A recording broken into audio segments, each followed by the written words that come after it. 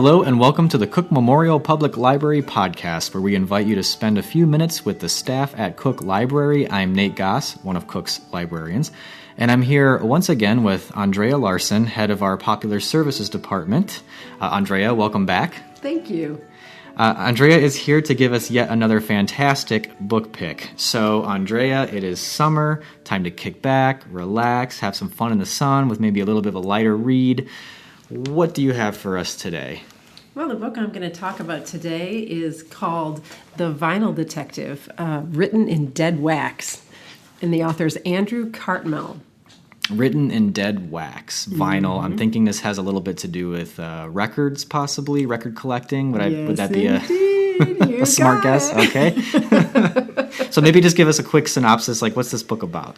Well, I picked it up because it was unique, because it's about a guy who is a record collector. There are a lot of mysteries out there about a lot of people from different professions. You know, there's the chef mysteries, or, you know, there's no shortage of private detectives and amateur detectives, but I've never seen one before about a vinyl collector. Yeah. Is that even a profession, or is it just a hobby, right?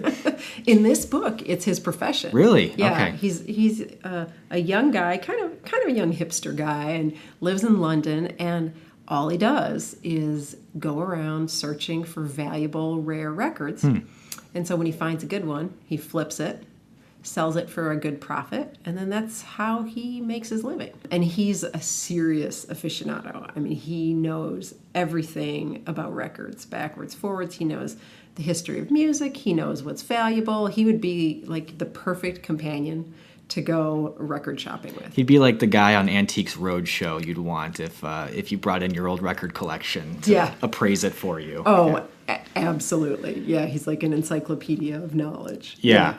And so where does the mystery kind of come in then? Okay, well, one day, a mysterious and beautiful stranger shows up at his door, and she's got a job for him. She offers him a whole lot of money to find this rare American pressing of a 1950s West Coast jazz album. And is this a real record, do you know, or is it something made up for the book? It's something made up for the book. However, there was a West Coast jazz scene in the 50s. Okay. So it's taken out of a real context. And throughout the book, there are tons of references to real musicians and real albums.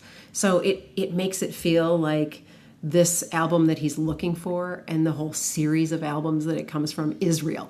But yeah, it's fascinating. So she puts him on the case to find this, and then so what? We don't want to spoil it, obviously. But what's sort of the thrust of the plot then at that point? So what happens is they go basically like dumpster diving, going through antique shops, junk shops. Like, they're going to all of his favorite haunts all over London to find this record.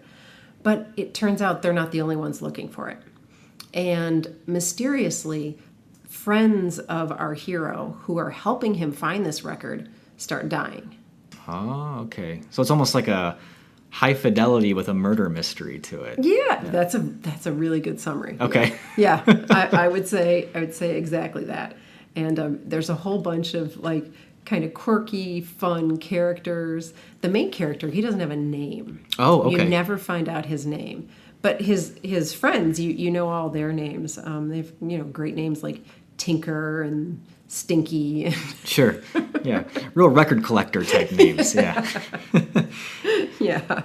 So I'm not familiar with this author, Andrew Cartmel. Is this a debut novel, or has he done other things? No, it is a debut novel for him. He's got an interesting background. He has written for TV in the past, for Midsummer Murders, if you're a British mystery fan, for Torchwood.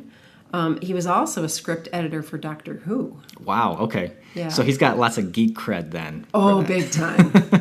With that in mind of him writing for these mystery television shows, it seems like he's got a lot of, he knows what he's doing with the genre. Do you think that this is a book that leans more towards like the music lover, or more towards the person who's looking for that real mystery? Or does it really meet you halfway in both camps? I think it meets you halfway. Might skew a little bit more towards the music lover, okay. But pretty much in the middle. It's also great for people who love cats because, Oh, okay. Do explain. because our hero in this book has 2 cats that he's very devoted to. Okay. So in a way, you could almost call it a cozy mystery too. Sure. Wow, he's Throw in covered the all the cats. bases. All the bases. All right. What appeals to me about this book is that I do collect vinyl, and that's a real big appeal to read a mystery around my own personal hobby. But can someone who knows next to nothing about music still get something out of this? It's completely not necessary. Yeah, even if you don't know anything about music, you will still really enjoy this book because it's really clever, it's really funny, and it offers you a view into a world and a lifestyle that you would never really experience on your own. Yeah. So, yeah, because no, I'm not a vinyl collector particularly, although people in my family are very interested. Yeah. Not me personally. So, yeah, I had to have my husband explain systems in this book about how amplifiers used valves. Oh, yeah. Well, that's and that's in the book then. That's in the book. It gets yeah. that technical, yeah. Oh yeah. Well, here I'll just read you a Sure, sentence real absolutely. quickly. Okay, it says. Tinkler's hi-fi system consisted of a vintage Thorens TD-124 turntable, some mammoth Tannoy horn-loaded speakers, only slightly smaller than prehistoric elephants, installed on either side of the chimney breast, and an amplifier using valves from obsolete television cameras that looked like the control panel of a flying saucer in a 1953 movie. It all sounded pretty good, though. So yeah, it's great. I just think it's great. That's great. This guy is so cool, and the other funny thing is that women just like constantly fall for him. He's just kind of clueless. Like they just kind of like appear, and you don't really quite understand, why that happens, but it just works. He's just kind of this mellow, cool guy, and these things just happen to him.